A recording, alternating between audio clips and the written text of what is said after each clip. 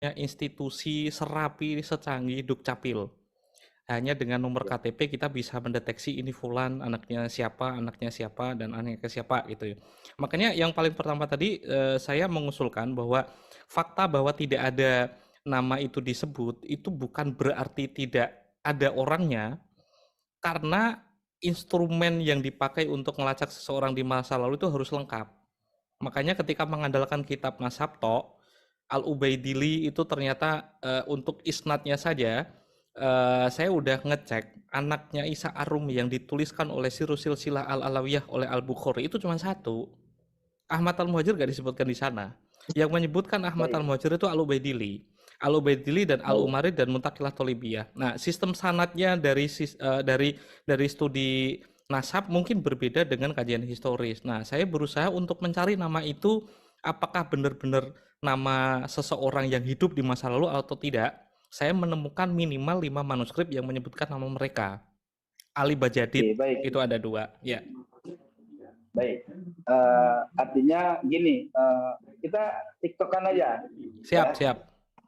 Nah, jadi kalau terlalu banyak menjelaskan, nanti Hilang, bias, betul. hilang konsentrasi. Sebelumnya saya ingin tanya, sudah hadirkah guru kita yang namanya Ustadz Muhsin tadi? Nah, ini udah balik lagi. Tadi katanya Ya, mohon kayaknya maaf. terpental gara-gara sinyal ya. Lagi Oke, sekarang biasa anaknya begini. kasih waktu saya ngomong sebentar, Gus Muhsin. Silakan. Oke, siap, siap. Nah. Sampai dulu aja dah, Tuan Guru. Oke. Ini saya sampai keluar rumah ini. Enggak, ini saya di luar rumah ini, dari sinyal nih. Oke, kita lanjut.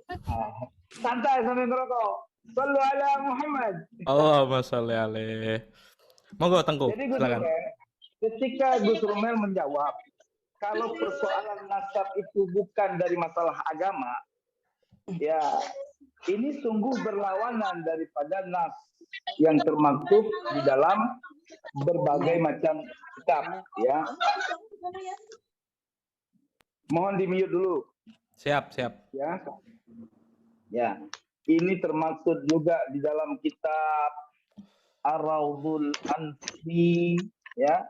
Terus As-Sillah fi Tarikhi A'immatil Andalus, Al-Ansab Sam'ani, banyak dari ilmu nasab yang saya ambil dari sedikit saja, ya.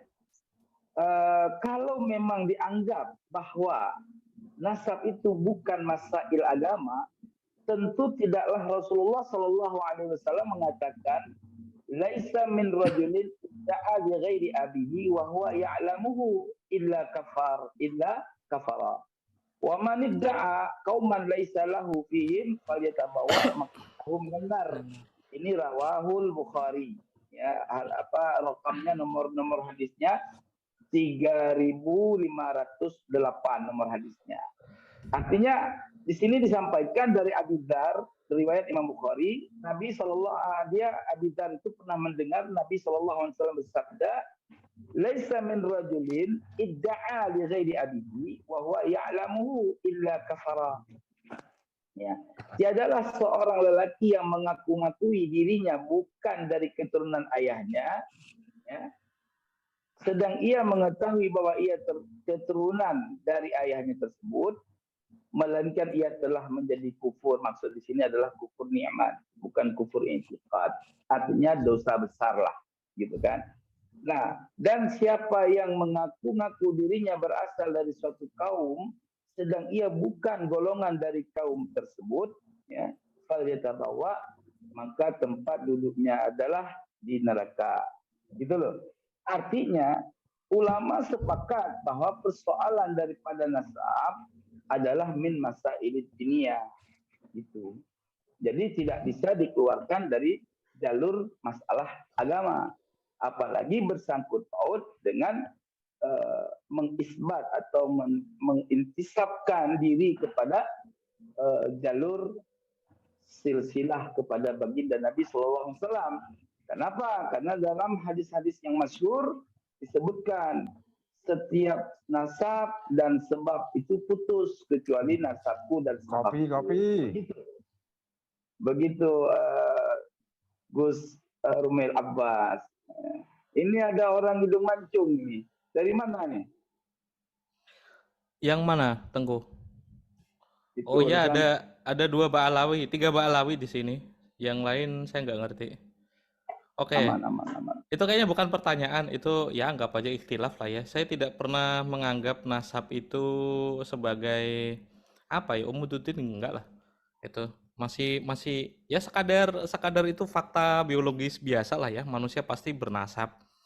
Manusia pasti lahir dari rahim seseorang gitu. Kalau itu ada hubungannya dengan agama, keyakinan saya itu mengarah pada ya murojihnya nasab lah gitu. Jadi misal saya sama Sayyid Musin misal punya nasab atau silsilah yang sama, kebetulan sama-sama alim, sama-sama hufat, sama-sama fasih.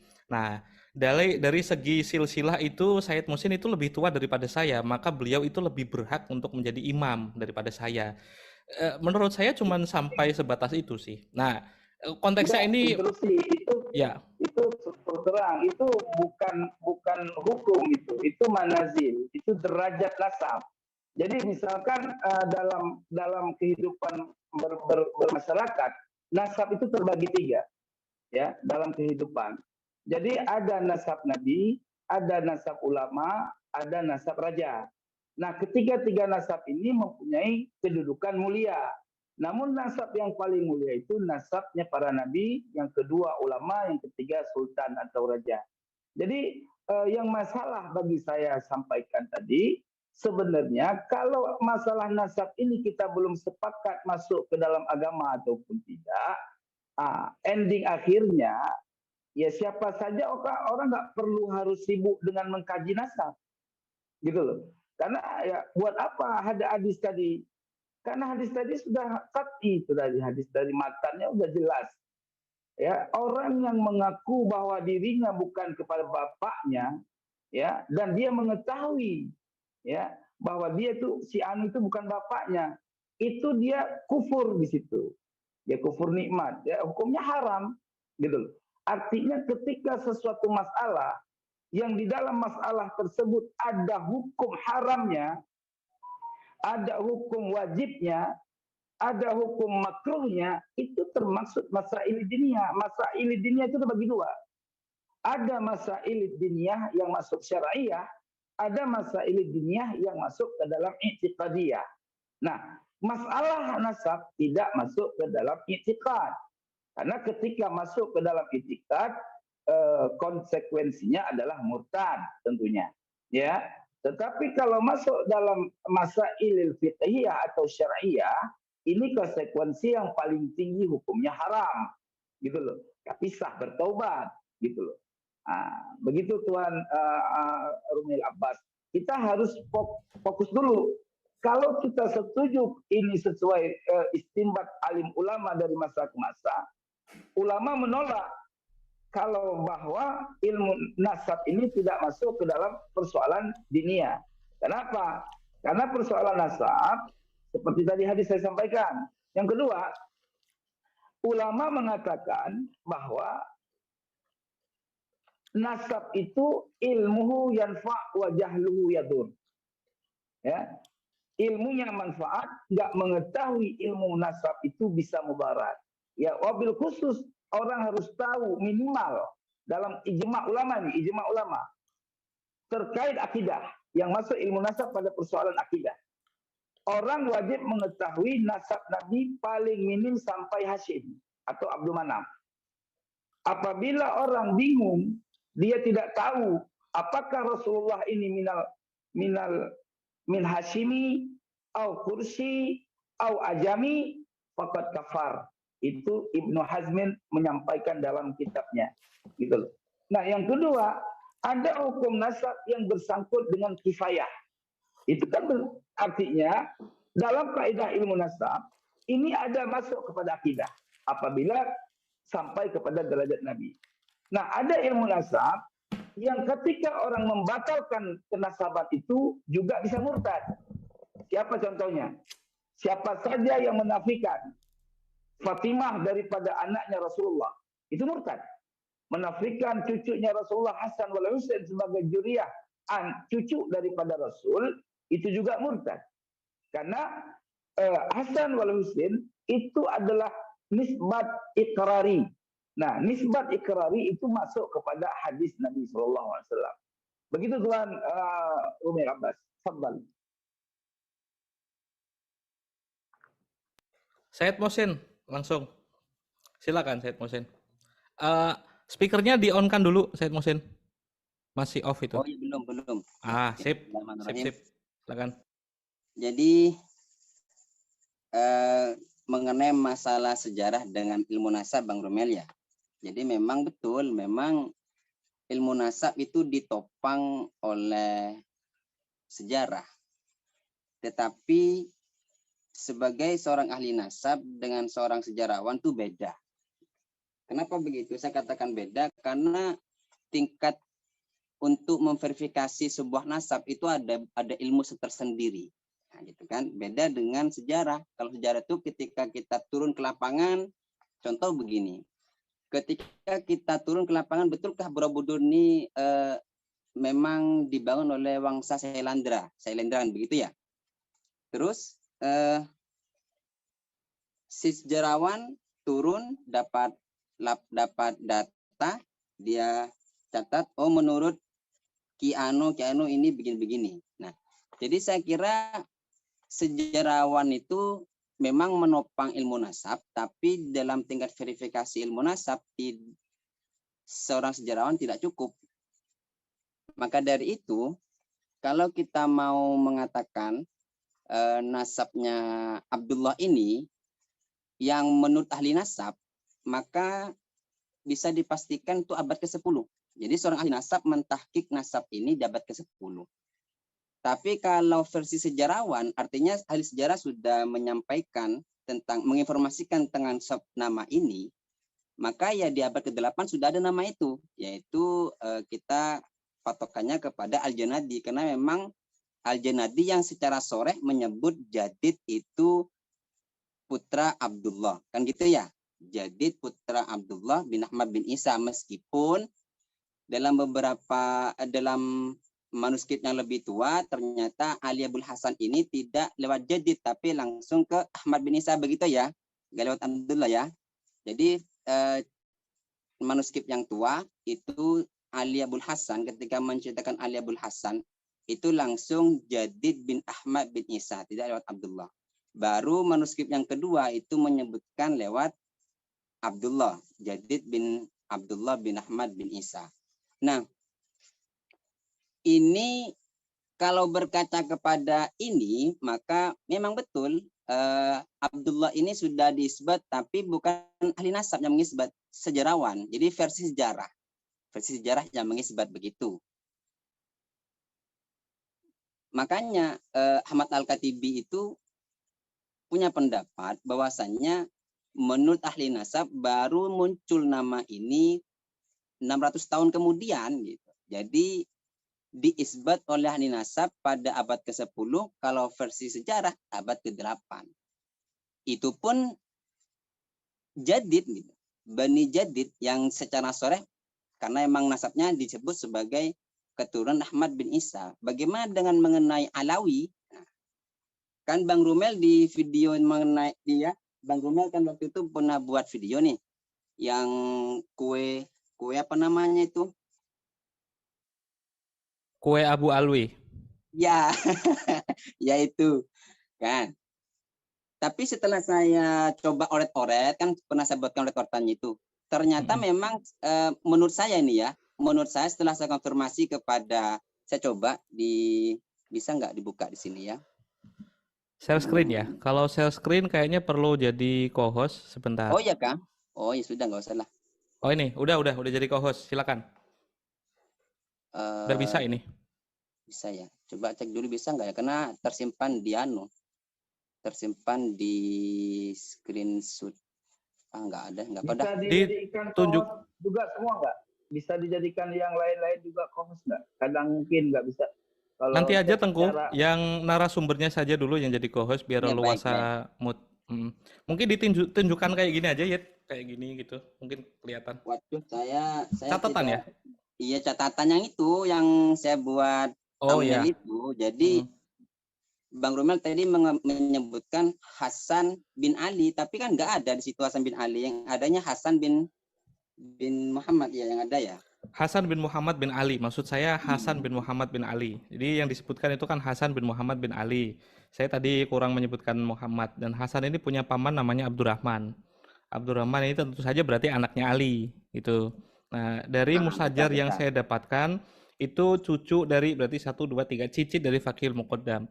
Dan sorry aku potong, yang waktu silsilah Bajadid langsung ke Ahmad Al-Muhajir, dari manuskrip aku dapat 3, semuanya itu ke Abdullah. Potongan itu dari Jadid. Nah, nggak ada yang sampai ke Ahmad Al-Muhajir, itu nggak. Ada Ubaidillah, baru Ahmad Al-Muhajir. Yang terpotong itu 4 nama dari Jadid Sani ke Jadid Ula ya. Ya awal Oh gitu. iya. Monggo teruskan monggo. Oke, baik.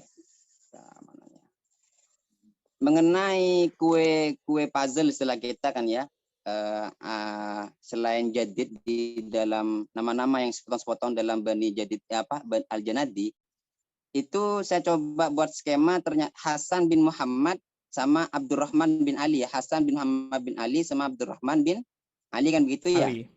yang Betul. secara jelas. Nah, cuman saya perhatikan di sini kalau Hasan bin Muhammad ini ada nggak Hasan bin Muhammad ini tuh ya Allah. Hasan bin Muhammad menurut Bang Rumel putranya Muhammad Al-Faqih Muqaddam begitu. Cicit itu ya. Hasan At-Turabi berarti Hasan At-Turabi. Betul Hasan At-Turabi itu. Bin Ali, Hasan At-Turabi bin Ali bin Muhammad Al-Faqih Muqaddam. Tetapi kan dalam Al-Junadi bukan Hasan bin Ali, tapi Hasan bin Muhammad kan. Hasan bin otomatis Muhammad. Otomatis nggak matching. Iya, otomatis nggak matching kan gitu. Oke, terus ketika menyebutkan bahwasanya Abdurrahman bin Ali Ba'alawi. Nah, Ali di situ kan kita identifikasi sebagai Ali Khuliq Qassam. Tetapi Ali Khuliq Qassam kan tidak ada punya anak bernama Abdurrahman. Saya coba cross check di kitab Sejarah Mubarakah, Sejarah Az-Zakiyah, juga di kitab Syamsul Dhahirah. Saya coba itu karena memang Abdurrahman Al-Masyhur dalam kitab Syamsul Dhahirah mengatakan Ali Ba'alawi yang disebut Al-Janadi itu Ali Khuliq Qassam. Tetapi setelah saya komparasikan, artinya saya buat skema musajjar, itu saya tidak menemukan nama Abdurrahman bin Ali sebagai putra Ali Khuliq Qassam. Ali Khuliq Qassam ini punya anak 3 saja, Abdullah, Husain, dan Muhammad Said Mirbad. Itu pun Abdullah sama Husain tidak punya keturunan. Yang ada Muhammad Said Mirbad. Oke, terus? Muhammad bin Ali Ba'alawi ya, Muhammad bin Ali Ba'alawi. Apakah itu Muhammad bin Ali Ba'alawi sebagai Muhammad Al-Faqih Muqaddam? Itu Muhammad Maulad Dawilah bin Ali bin Alwi Al-Ghuyur. Oh, Muhammad Maulad Dawilah bin Ali berarti ya? Betul. Muhammad Maulad Dawilah bin Ali Al-Ghuyur. Ya, ini betul. Jadi kalau nama ingat kepada nama Muhammad Maulad Dawilah ini, kembali kepada teorinya Kiai Imad yang kitab sezaman, saya menemukan dalam kitab Ar-Radul Jali ini, Murtada Az-Zabidi ketika menjelaskan Maulad Dawilah itu mengatakan bahwasanya Az-Zarqani sejaman dengan Maulad Dawilah, kan begitu ya? Iya, Maulad Dawilah. Jadi di sini dikatakan bahwasanya Imam Az-Zarqani itu dikatakan sezaman dengan abahnya, yaitu Ali bin Alwi Maulad Dawilah Al-Ghuyur, yaitu punya anak Muhammad Maulad Dawilah. Tetapi kan Abu Bakar Badab di situ dalam tahqiqannya mengatakan ini nggak masuk akal. Kenapa? Karena Karena Az-Zarqani itu jauh masanya dengan Muhammad Maulad Dawilah, dan lagian juga Muhammad Dawilah itu punya gelar Ad-Dawilah itu pun di akhir umur, sehingga kalau bisa katakan kita itu kecil kemungkinan lah dikatakan nutupin zamannya. Tetapi setidaknya kita bisa ambil ibrah di situ bahwasanya kalimat muasir itu juga penting gitu. Legitimasi dari seorang ulama zaman itu penting. Makanya saya juga timbul pemikiran kenapa keluarga Alawi ini kok tidak termaktub dalam kitab-kitab nasab gitu ya. Padahal kan sebagaimana pengakuan daripada keluarga Balawi sendiri dalam kitab kitabnya Sayyid Ahmad Asy-Syatiri, ya juga disebutkan bahwasannya leluhurnya keluarga Alawi ini dari abad ke-4 sampai abad ke-7 mereka para ahli mujtahid kan begitu, ahli mujtahid. Tetapi yang namanya seorang mujtahid tentunya kan akan terkonfirmasi baik dalam versi sejarah atau kitab nasab bahwasanya mereka memang betul-betul mujtahid, ahli fatwa atau seorang mufti. Tapi kan sampai saat ini yang saya ketahui itu baru muncul di abad ke-9 kan begitu. Jadi begitu Bang menurut saya Bang. Oke. Ini saya langsung jawab aja ya. Ya Tengku ya, izin. Gini, Ya. 7 nama yang disebutkan oleh Al-Janadi itu silsilahnya kan pendek. Informasi yang bisa kita dapatkan itu adalah mereka itu yang 7 sampel Ba'alawi itu satu saudara atau satu famili dengan Bajadid. Bahwa tadi itu disebutkan ahli Kholiq Qosam itu dari deskripsinya dan ditafsiri sendiri oleh, saya lupa, itu kan Kiai Imad membantahnya. Abdurrahman Al-Masyhur. Al-Masyhur ya, itu Kiai Imad itu Iya, Hanif Alatas. Seingat saya itu Hanif Alatas yang menyebutkan itu ahli Kholiq Qosam. Oh iya. Itu Betul. berdasarkan Sabjud Dhahira. Betul. Hanya saja gini, karena yang disebutkan oleh Al-Janadi itu cuma 2 sampai 3 silsilah ke atas, agak kesulitan mencarinya di sana. Tapi konfirmasi dari bukti yang muasir, yang sezaman, itu mengkonfirmasi orang-orang itu kan orang-orang yang ada. Itu yang kita pegang dulu yang pertama. Dan mereka itu asyraf. Itu yang kedua. Asyraf berarti kan mereka keturunan dari Imam Ali, dari istrinya Siti Fatimah. Oke. Urusan nanti itu apakah benar Al-Janadi, saya menemukan 3 manuskrip yang semuanya berbeda-beda ya. Gitu. Ada yang walahu amun, walahu ibnun, walahu ibnu amin, itu semuanya beda-beda. Makanya yang menjadi pijakan kita itu yang mana? Seperti tadi, Hasan At-Turabi itu Hasan bin Ali bin Faqih Muqaddam. Itu menurut prediksi saya. Karena ada 2 manuskrip yang mengkonfirmasi Muhammad itu nggak ada. Berarti tulisannya Hasan bin Ali bin Ba'alawi. Di Al-Janadi yang paling terakhir, versi cetak di manuskrip yang paling baru, itu Hasan bin Muhammad bin Ali bin Ba'alawi. Di sini ditulis manuskrip yang kedua yang saya miliki, walahu ibnu Amin. Manuskrip yang paling tua menyebutkan walahu Amun ismuhu Abdurrahman bin Ali bin Ba'alawi. Nah ini sudah jadi problem tersendiri. Bisakah kita mengetahui Al-Janadi sebenarnya mau menulis apa dengan silsilah itu? Nah, dari prediksi saya itu, yang paling mudah itu kan mendiskusikannya kepada ahli nasab. Saya udah bicara kepada 2 orang. Yang pertama Abdurrahman Ba'adib, muhakkik dari Ar-Raudhul Jali. Terus 1 orang lagi itu, aku lupa Mbak Abud kalau nggak salah, itu yang penjaga di Maktab Al-Mar'asyi. Yang aku minta manuskrip Asy-Syajarah Al-Barokah, sampai sekarang belum datang itu. Dia menuliskan catatan, nanti aku share deh. Catatannya itu menyebutkan Hasan bin Ali bin Faqih Muqaddam. Itu yang dimaksudkan oleh Al-Janadi pada redaksi pertama. Hasan bin Muhammad bin Ali. Betul. Jadi aku nanya kenapa tidak ada Muhammad? Ya karena manuskripnya itu beda-beda. Kekeliruannya bukan pada Al-Janadi, tapi nusaknya, pencatatnya itu. Jadi Al-Janadi udah nulis, tapi dulu kan nggak ada percetakan. Orang kan menyewa orang yang tulisannya bagus, yang punya profesi mencatat. Dan itu kadang kali beresiko iltibas sampai sekarang. Termasuk yang diyakini Kiai Imad, kalau Abu Alwi itu kan min nasli Bajadid. Dari An-Nafah Al-Ambariyah tahun 994. Ya, betul. Saya cek di 2 manuskrip dan ternyata beda. Redaksi yang paling tua itu menyebutkan seperti ini ya, sekedap.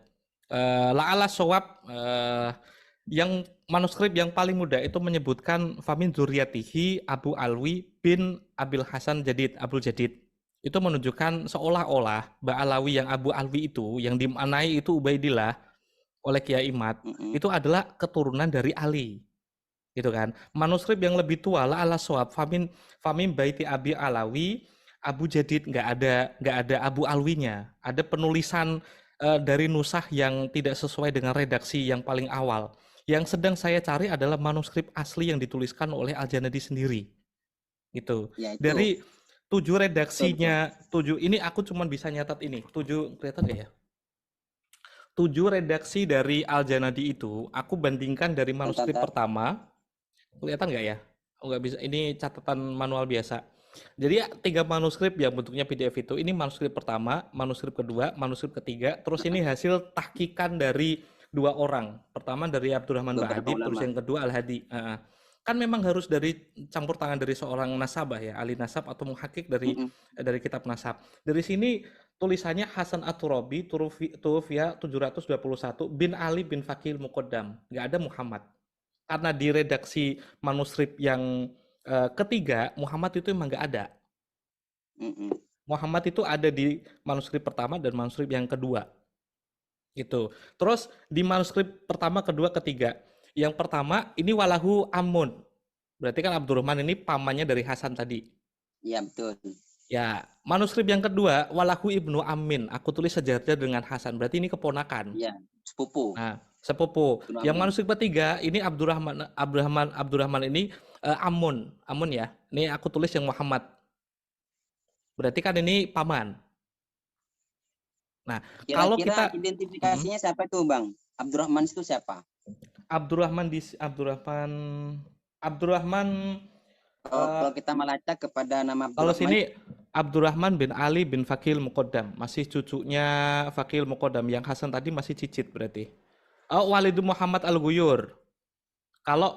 Kalau memang kita memakai Muhammad, la'ala shawab itu Muhammad yang sepupu tadi ya, walahu Ibnu Amin ya, walahu Ibnu Amin itu berarti Abdurrahman bin Muhammad bin Ali bin Fakil Muqaddam.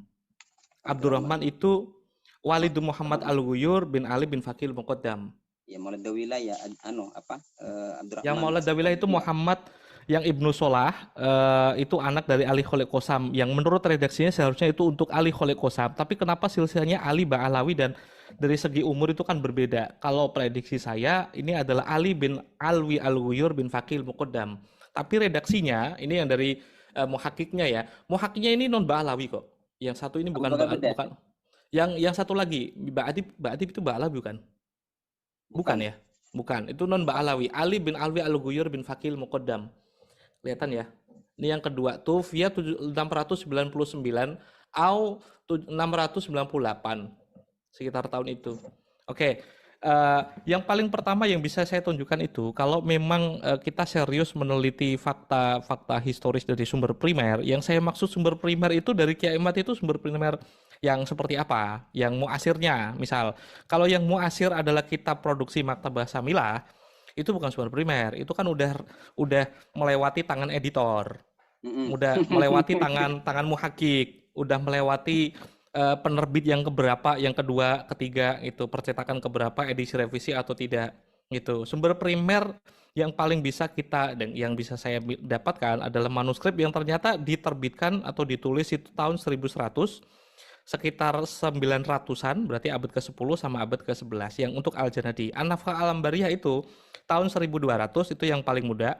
Terus pada tahun 980-an, yang 980-an itu yang menuliskan Famim Baiti Abi Alwi dan tidak menyebutkan Abu Alwi itu keturunan dari Abu Jadid gitu. Itu masih direstorasi. Saya masih menunggu hasilnya gitu. Terus yang terakhir kan untuk membuktikan kalau ini redaksinya Al-Janadi itu bisa sahih atau tidak, yang mengisbatkan seorang mu'arikh ya, itu bisa sahih gak mengisbatkan nasabnya. Saya sih merasa kalau jika Al-Janadi kita batalkan isbatnya, maka kita juga harus membatalkan dari Sam'ani, yang ternyata terang-terangan beberapa nasabnya itu kan dia mengutip dari Tarikh Tobari gitu.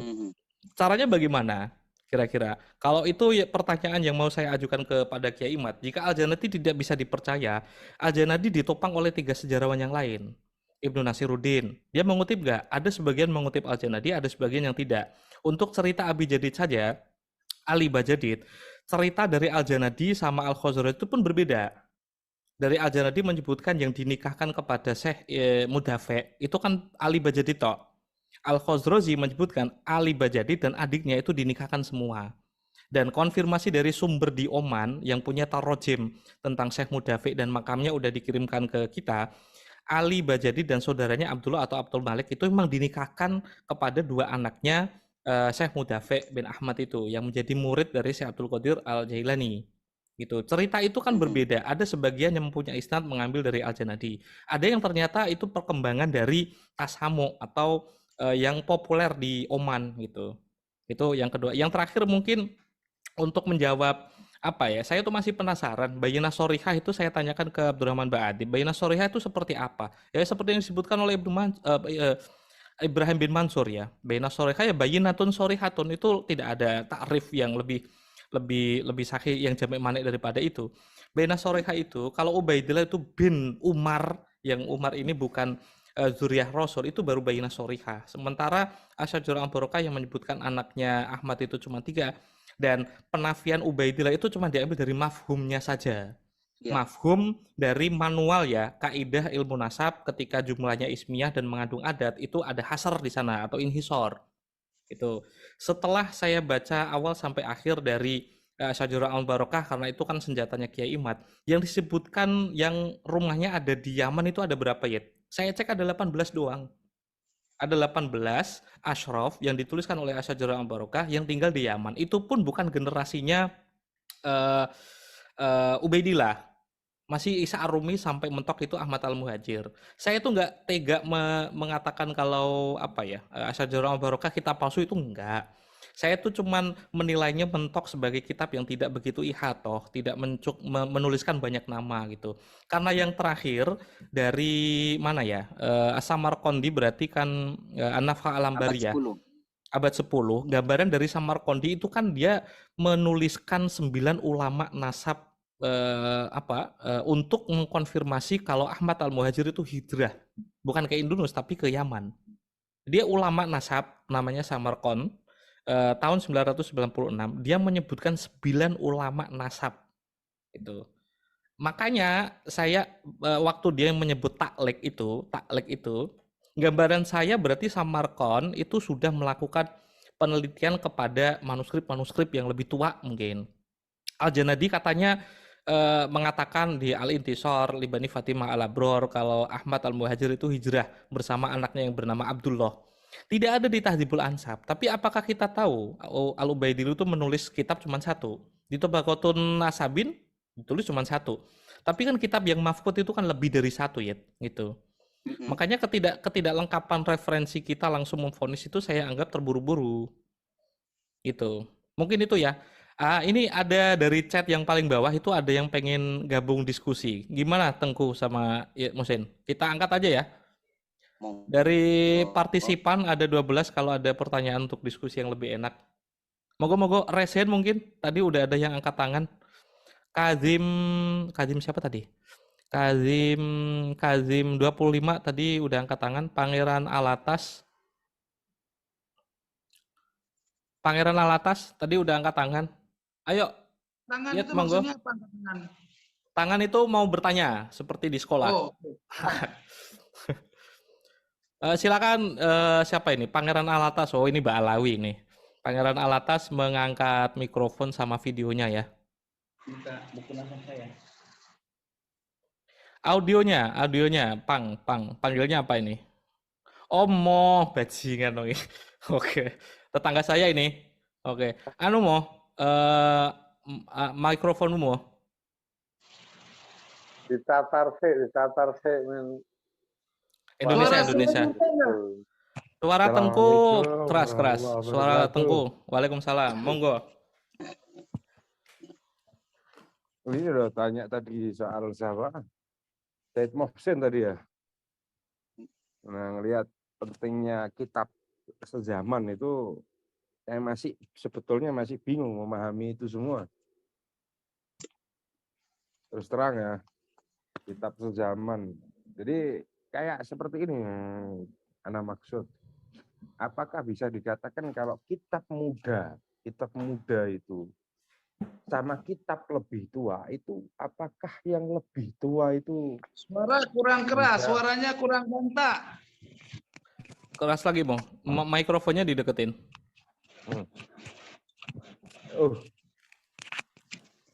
Udah dengar? Oke. Ya. Ini yang saya tadi yang pengen tak tanyakan tadi yang dari Said Mohsin. Katakan bahwa pentingnya kitab sezaman kan gitu. Nah, anak bertanya, apakah dari kitab sezaman ini atau kitab yang paling muda atau lawan kitab tua, apakah kitab tua itu bisa dimenangkan sedangkan kitab yang muda itu salah?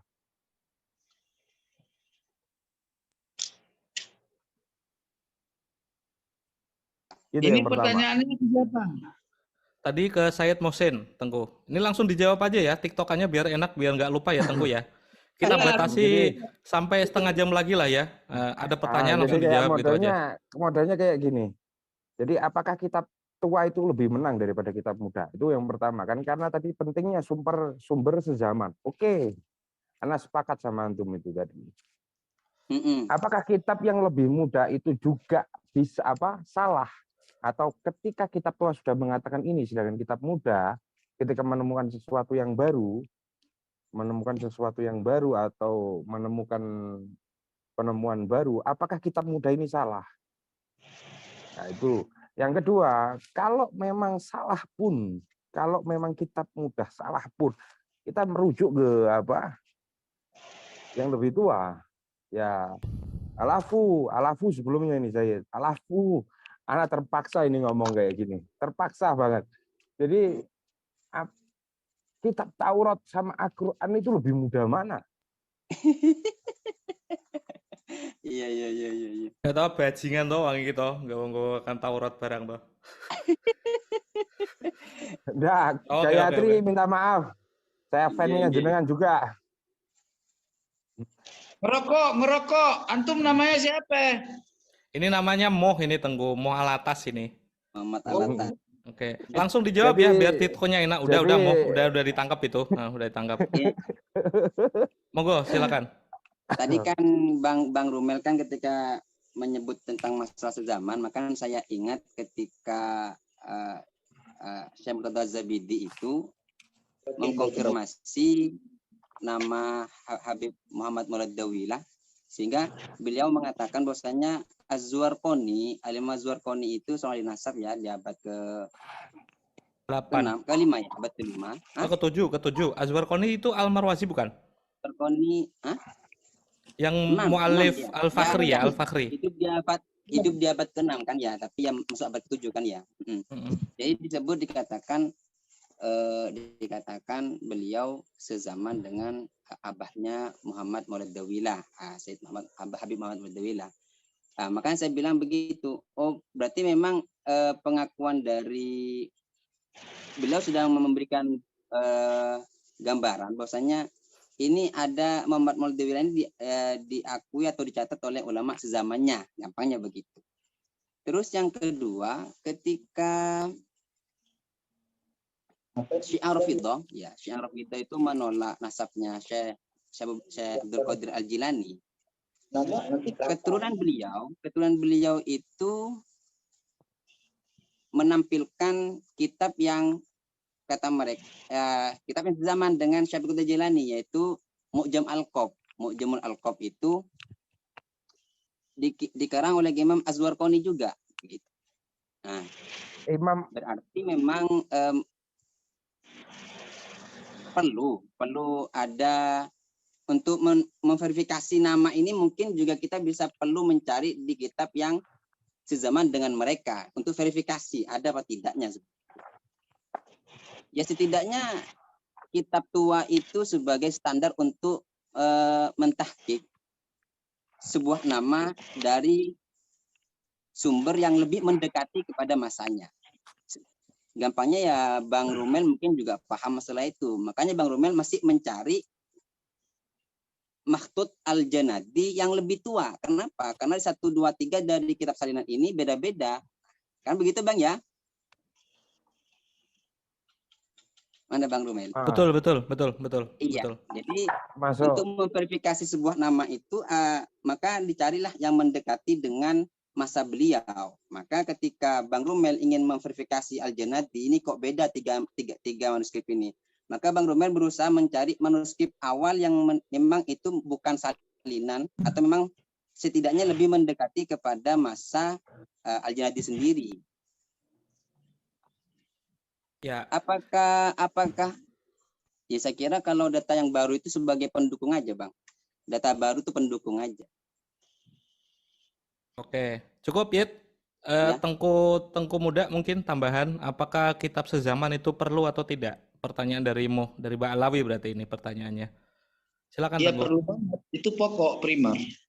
Jadi gini, pertanyaannya kan bukan kitab sezaman. Artinya kalau kitab sezaman itu nggak perlu dipertanyakan lagi, karena kalau menurut analisa saya ya, dan sesuai dengan kaidah yang tadi pernah saya sampaikan di awal, ya kan, setiap nasab itu ya dalam mengisbat antara yang sekarang gitu kan, terus di ausatnya, di pertengahannya sampai di akhirnya itu harus ada kesinambungan. Itu namanya al-isnad. Maka tadi saya kan bertanya sama Gus Rumel, kalau kita mengakui bahwa ya kaidah nasab ini wabil khusus nasab Nabi Muhammad SAW ke sini zuriyah itu adalah masuk min masailid diniyah, maka nggak boleh luput daripada al-isnad, karena al-isnadu dinun ya. Pamalan sanad itu adalah agama gitu loh. Laulal isnad laqala man qala masya'a. Bila mana orang tidak punya isnad, berarti bisa saja dia bicara apapun yang dia mau. Artinya untuk memverifikasi kebenaran, sanad itu penting. Sangat-sangat penting, karena itu perjalanan kebenaran. Oke. Terus pertanyaan tadi yang saya simak dari Al-Attas tadi adalah, apakah kitab yang kemudian, artinya yang kemudian lah, udah paham ya, yang kemudian itu tidak bisa dipakai gitu loh. Oh enggak, kitab yang kemudian itu tentu bisa, tentu itu adalah isbat namanya. Kitab kemudian itu diistilahkan adalah jalur isbat ya. Cuman ke isbat itu dia ada prosedur, yaitu tadi dalam kaidah-kaidah ulumun nasab, apa? Pertama ditinjau tawatur atau mutawatirnya, kedua ditinjau syahadahnya, ketiga ditinjau syuhrahnya, keempat ditinjau secara istifadahnya. Ini yang harus kita pahami. Nah, kesemuaan itu adalah ada konsep syariah, ya, nakal dan mankul, atau istilahnya simai dan menurut catatan yang sudah manuskrip atau kitab. Nah, artinya kitab yang kemudian bisa dianggap benarnya atau sahihnya suatu sanad itu bila ada kesinambungan gitu loh ke atasnya. Jadi kalau kitab yang kemudian tidak menerangkan jalur kesinambungannya, maka ini yang menjadi permasalahan besar gitu loh. Nah, itu yang dapat saya tambahkan, Gus Rumen. Fadhol. Begini, apa? Jadi saya sepakat sama antum mengatakan kayak seperti itu. Sepakat banget kalau memang harus ada isnad ini. Oke, kalau kita orang merujuk dari apakah benar Sayyidah Fatimah itu mempunyai anak Imam Hasan sama Imam Husain. Ana juga minta kitab manuskripnya kalau ada. Dan isnad dari mana kitab Bukhari itu mengatakan kalau anaknya Sayyidina Hasan sama Sayyidina Husain. Ini kitab Gitu. manuskripnya ini. Ini yang udah dibukukan. Ya. Oh, Sirrus Silsilah Al-Alawiyah. Sudah jalur ijma ini nggak bisa digugat itu. Itu nggak bisa digugat. Itu. Ya. Cukup Moh ya. Pangeran atas cukup kayaknya. Oke, ada lagi mungkin ini ada 12 orang ini yang ada di grup ini. Ada Ucen, Aledrus, ada siapa lagi? Abu Fakih, Mumtaz Adib, bin Syahab, ini jelas Mbak Alawi berarti ini. Ada pertanyaan nggak? Biar TikTokannya enak gitu. Pertanyaan, tolong jangan inilah. Kalau berkenan mau bertanya, pakai suara aja kayak Muh tadi. Pakai audio aja. Yang Musa Kazim katanya kan mau ngechat. Pakai audio aja nggak apa-apa kalau misal video nggak bisa. La takhaf wa la tahzan, innallaha ma'ana, ya Allah. Ya kan? Silakan. Nggak usah di-chat lah, langsung aja Musa Kazim 25. Terus Tidak menerima yang dari chat. Yang lain mungkin. Siapa ini? Gue. Oh, Ucen, bentar Cen. Ucen ini video Cen. Video lah. Gimana caranya? Gimana caranya? Paling kenal. Itu ada tombol apa itu namanya ya? Video sama mikrofon. Dinyalain semua itu, diklik semua aja Cen. Ucen Alaidrus. Oh, Mbak Alawi berarti ini. Alhamdulillah. Kayaknya gue kenal ini orang. Ya begitulah ya. Iya. Video Cen, video Cen. Bentar. Terus gimana caranya? Nggak bisa ya, suara doang. Nah, Jangan, harus video ini.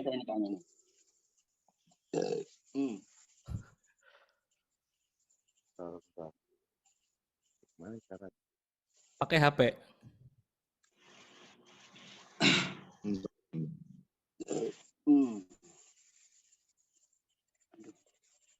Fodol yang lain dulu. Yang lain dulu mungkin ada Bin Syahab. Ada Gold di Ipai. Wah, ini One Piece ini ya. Ada Mbak Gayatri mungkin. Ada apa? Biar TikTokannya enak gitu. Saya nggak bisa ngomong. Saya kan sejarah Barat. Saya belajar aja ya. Oke. Saya metodenya sejarah Barat, bukan sejarah Islam. Tapi saya walaupun dulu skripsi saya doang sih yang sejarah Islam Indonesia, bukan sejarah Islam kayak begini. Siap. Oke, ada. Sambil nunggu Ucen dia mempelajari. Lu malu-maluin Cen. Udah Mbak Alawi cucu Nabi gak bisa Zoom. Jangan bikin malu Cen. Sumpah gak ngerti gue. Ngomong doang lu. Oke dah. Ngomong-ngomong coba. Apa? Pengen nanya apa Cen? Namanya? Nih, tadi kan perdebatan, bukan perdebatan sih. Sumber-sumber yang Anda beberkan itu kan. Anda ini siapa? Anda siapa? Rumel. Oh, Antum ya Rumel. Jadi ya apa namanya? Tadi kan antum beberin bahwa kemungkinan Mbak Alwi itu bukan keturunannya Sayyidah Fatimah. Di kita, nggak tahu ya Mbak Alwi di belahan dunia mana. Di tempat kita itu anak-anak muda memperdebatkan yang disebut masyayikh yang bukan Mbak Alwi itu bukan perdebatan ya, diskusi lah. Itu mereka ada sebagian masyayikh yang nyebut mereka itu Bani Hashim juga. Mereka mau dibawa kemana? Nah, itu juga sebuah diskusi yang menarik gitu ya menurut Anda. Jadi mereka itu nggak ngaku Balwi, tapi mereka, Ana nih Bani Hashim, Ana sama kayak ente. Dia kadang-kadang suka sebut-sebut begitu juga. Nah itu sebuah diskusi menarik juga itu. Itu sebuah diskusi yang menarik juga ya. Ana sering duduk-duduk sama mereka-mereka yang kayak misalnya, misal contoh yang Ana temui ya kayak Bin Tungkar, terus Bang Muzahan, itu mereka itu mengeklaim diri mereka itu Bani Hashim, dan mereka nggak bisa dinafikan gitu. Misalnya kita datang ke tempat dia punya buku kitab-kitabnya juga ya, dia punya buku-bukunya juga, Jiddu Ajdaduhu dia punya lengkap gitu. Memang Anda bukan durian Nabi, Anda nggak sama mente, tapi Anda Bani Hashim, terus Anda mau kemana katanya? Wah, berat lagi ente. Ini nanti jadi masuk sub pembahasan baru lagi nanti. Iya. Nggak apa-apa sih itu. Nggak apa-apa sih kalau ada Bani Hashim, Bani Muthalib saling mengajukan manuskrip. Ya berarti kan memang dunia ini terberkahi ya. Ada kaum Quraisy berarti ada di kalangan di Indonesia ada Bani Quraisy malah itu. Apa itu bukan pertanyaan Chan, itu apa Chan? Bukan pertanyaan, usulan. Usulan. Usulan. Ini kan bantahan-bantahan ini nih, bantahan-bantahan masalah Kiai Iman. Oh ini ya. di kita juga timbul hal-hal semacam begini gitu. Mereka gini segala macam. Kami juga Bani Hashim. Saya jawab sebentar komen. Silakan Tengguh. Jadi kita harus tahu yang namanya Bani Hashim, kalau zuriyah Nabi itu sudah lengkap. Dia juga Bani Hashim, dia juga Al-Matlabi. Ya. Jadi yang difokuskan dalam keterangan hujjah nas Al-Quran dan hadis, ya, yang haram makan zakat nggak mesti harus zuriyah Rasul. siapa saja yang mengaku dirinya kepada jihad Bani Hashim, ya tidak boleh makan zakat. Gitu. Nah, jihad Bani Hashim ini nanti banyak kategorinya, seperti Imam Syafi'i radhiyallahu taala anhu, beliau Bani Hashim, gitu, Al-Hashimi, gitu loh. Terus Al-Matlabi juga. Siapa Al-Matlabi yang bertemu dengan Sayyidina Abdul Muthalib? Itu Al-Matlabi. Jadi kakek-kakeknya nanti ketika diurut bertemunya dengan Al-Matlabi. Itu satu kafaah sebenarnya. Nah, perlu kita ketahui bahwa dasar-dasar njit-njitnya Bani Hashim ini adalah itu menurut yang singkat yang saya pernah pahami, bahwa itu ada dua jalur. Dari jalur Rasulullah itu nanti di atasnya Fihrin. Nah, Fihrin ini ada abang namanya Tamim. Nah, dari Tamim melahirkan Bani Tamim, dari Fihrin melahirkan Bani Hashim. Itu yang saya pahami gitu loh. Jadi nanti bisa aja diurut, dan itu setiap orang yang mengaku kepada jalur Bani Hashim juga mesti mengeluarkan data yang punya kesinambungan, gitu. Tidak cukup dengan intisab, gitu. Itu yang dapat saya sampaikan, Gus Umen. Oke, Said Muhsin mungkin tambahan sama dua Ba'alawi tadi mungkin. Ya, kalau Bani Hashim itu ya berarti keturunan Hashim, ya. Abdul Muthalib itu kan putranya Hashim. Siapa saja saudaranya Abdul Muthalib, maka itu masuk Bani Hashim. Ini menurut saya tambahin lagi error ini. Gimana Tengku? Saya tambahin lagi. Oh ya, monggo silakan. Ali bin Abi Thalib itu bukan saja dari Al Hasan wal Husain. Oh ya. Gitu. Juga dari istrinya yang setelah Sayyidah Fatimah wafat, dia zuat lagi, ya kan? Dan melahirkan anak turunan seperti Sayyidina Muhammad Al-Hanafiyah, itu juga termaksud daripada jalur Asra, gitu loh. Nah, jadi dia masuk dalam golongan Al-Matlabi, maka atau disebut At-Talibin, gitu loh. Makanya kitab-kitab nasab semua nisbatnya kepada nasab, ahli-ahli nasab menjudulkan kitab-kitab mereka dengan judul Ashraf, ya, gitu loh. Bukan kalau untuk membahas Sayyidah Hasan wal Husain itu namanya Asrabul Fatimiyin, gitu.